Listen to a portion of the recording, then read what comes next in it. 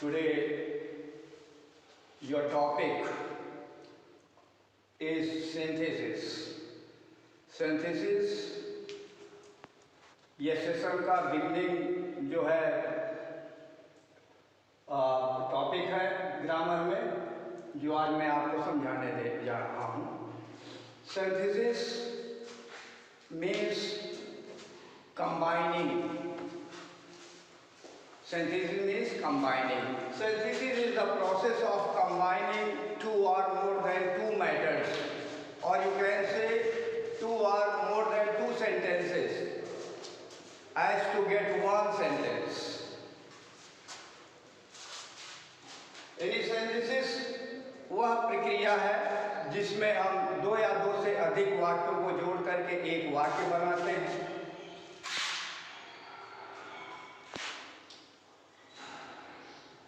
Synthesis is the process of combining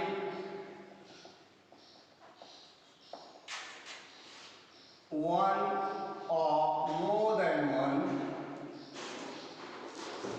sentences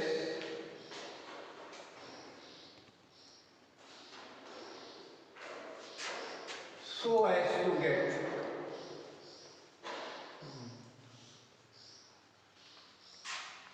one sentence.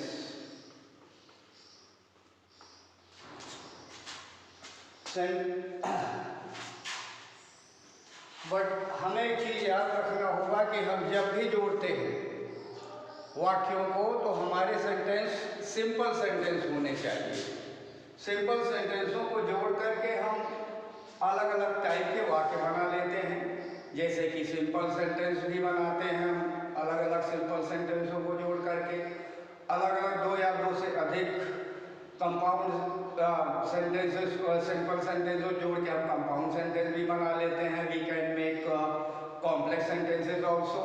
तो here we are going to learn different type of sentences that are made by synthesis. जो synthesis के द्वारा बनाए जा रहे हैं वो पहले हम सबसे in the beginning we will learn simple sentences. How we get one simple sentence out of joining more than one simple sentences। एक से अधिक सिंपल सेंटेंसों को जोड़ करके हम कैसे एक सिंपल सेंटेंस प्राप्त करते हैं, इसको हम सीखने जा रहे हैं। And what is the utility of synthesis.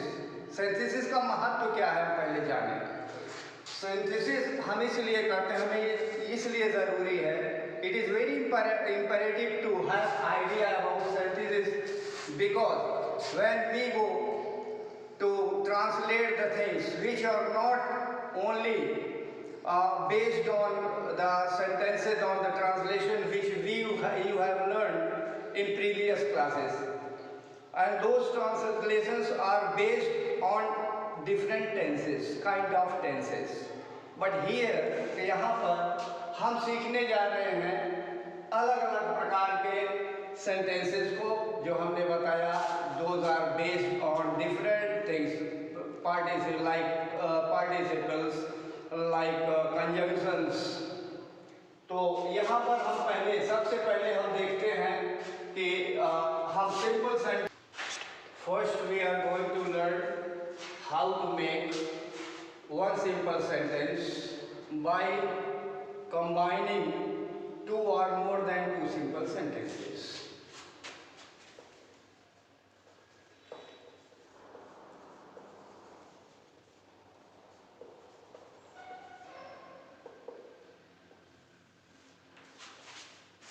Before learning this, we have to know about participles. हमें पार्टिसिपल्स का ज्ञान होना ज़रूरी है सिंपल सेंटेंस बनाने के लिए, क्योंकि देयर आर वेरियस मेथड्स, बहुत सारे मेथड्स हैं।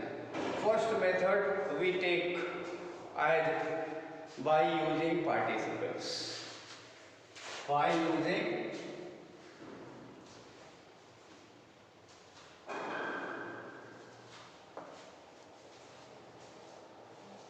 participles.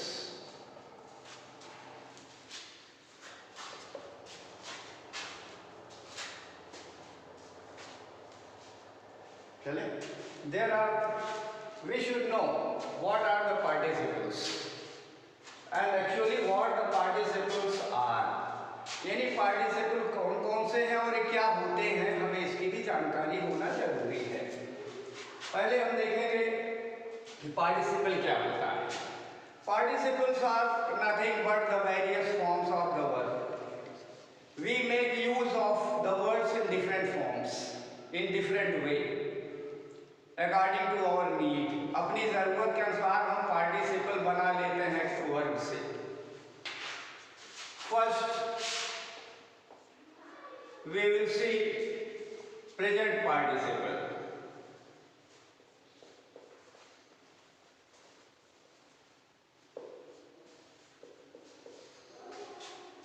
Present participles are the ing form जो होते हैं वो क्रिया की चौथी फॉर्म है, fourth form of the verb, that is ing form. We know as ing form. And you can get it by adding ing in the main verb. Verb plus ing. As go plus ing is equal to going. Hindi में इसका अर्थ यहां पर बनेगा जाकर।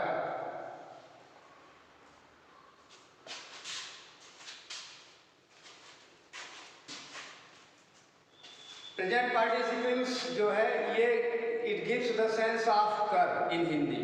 हिंदी में ये कर का अर्थ देता है, भाव देता है, इसलिए हम इसमें ing लगाते हैं और जहां पर wherever it is necessary हम इसको यूज करते हैं ing लगा के। जैसे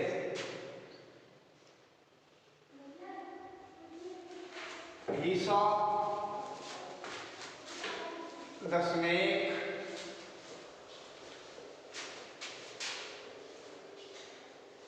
he ran away।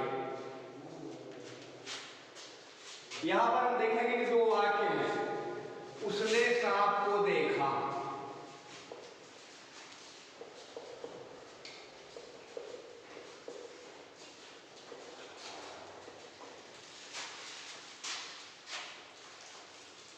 वह भाग गया। देखिए यहां पर ध्यान देने की बात है कि इन बोथ द सेंटेंसेस दोनों वाक्यों में सब्जेक्ट इज कॉमन। वाक्य जो है कॉमन है और दोनों घटनाओं में हम देखेंगे पहले कि फर्स्ट वर्ब क्या है। तो यहां पर सांप को देखा, सांप को देखा, this is the first verb. तो फर्स्ट वर्ब को ही हम चूज करते हैं, सेलेक्ट करते हैं और उसको हम पार्टिसिपल बना लेते हैं ing लगा करके। तो यहाँ पर हम क्या करेंगे, सी क्रिया है, मेन क्रिया, मेन वर्ड, और उसमें ing लगाएंगे तो सीइंग हो जाएगा, जिसका मतलब हुआ देख कर। अब सब्जेक्ट इज कॉमन, जिसने देखा वही भाग गया, तो ही है। और किसको देखा, दैट ऑब्जेक्ट इज स्नेक, तो सीइंग द स्नेक। अब यहां पर जब हम बोलते हैं कि सीइंग द स्नेक, तो इसका मतलब है कि सांप को देखा गया। ऑलरेडी एक बात, एक मैटर का बोध हो जाता है। तो it gives complete idea about one sentence. एक वाक्य के विषय में यह पूरी जानकारी देता है और इसी के लिए हम पार्टिसिपल का प्रयोग यहाँ किए हैं। तो हम यहाँ पर एक कामा दे देंगे। कामा देने का मतलब है, कामा का प्रयोग जो है ये दर्शाता है कि there is some more matter, कि कुछ और बात है, यानी the sentence is not finished, वाक्य भी खत्म नहीं हुआ है। तो हम क्या करते हैं, अब सब्जेक्ट को लाना जरूरी होगा, because there must be one subject in one sentence. वाक्य में एक सब्जेक्ट होना जरूरी है, इसलिए हम यहाँ पर ही को ले आएंगे। और इसमें कोई चेंज नहीं होगा, बाकी कोई परिवर्तन ही रहेंगे, क्योंकि सिंपल सेंटेंस को हम देखेंगे perfectly it is a simple sentence because participle, subject and main verb, क्योंकि जब when we make it participle it is no more a verb. जब हम इसको पार्टिसिपल में बना लेते हैं तो it is no more a verb, और अब ये कोई क्रिया नहीं है, it is only the participle. Main verb remains here, ran, भाग गया, and this is the main verb, only one verb in the sentence, that is why it is called one simple sentence. इसी कारण से हमको simple sentence हम इसे कहते हैं। There is no conjunction, only we have made use of participle, हमने केवल participle का प्रयोग किया। Similarly, we take one more sentence. Turn to left. You will see the hospital.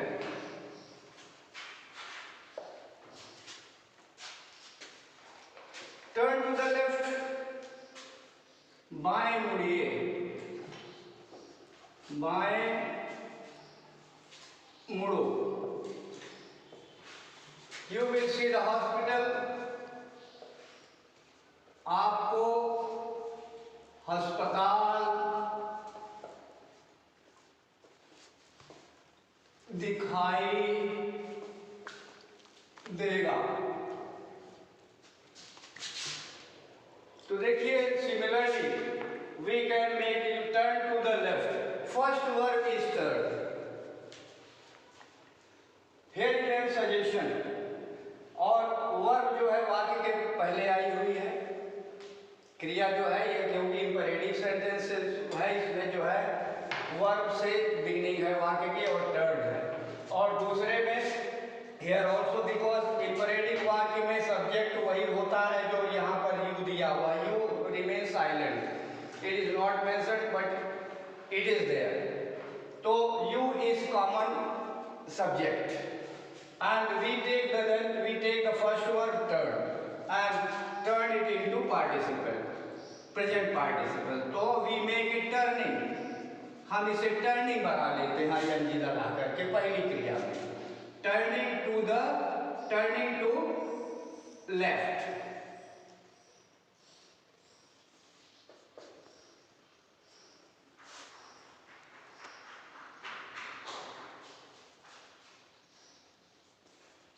Turning to the left, you will see the hospital,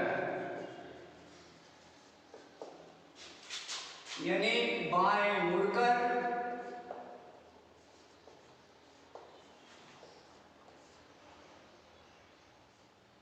आपको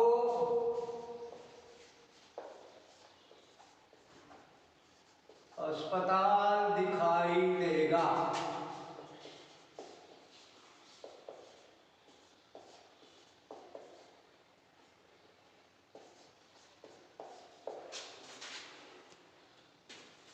इस प्रकार से by using the present participle we can get one simple sentence through the process of synthesis। Synthesis की विधि से इस प्रकार से हम प्रेजेंट पार्टिसिपल का प्रयोग करके हम जो है एक सरल वाक्य प्राप्त कर सकते हैं। एंड हमने इन the beginning I told you the importance of synthesis. Synthesis का इम्पोर्टेंस ये है कि आप एक से अधिक बातों को एक ही वाक्य में कह सकते हैं। And then you need not speak again and again, आपको बार बार वो बातें अलग अलग वाक्य नहीं बोलनी।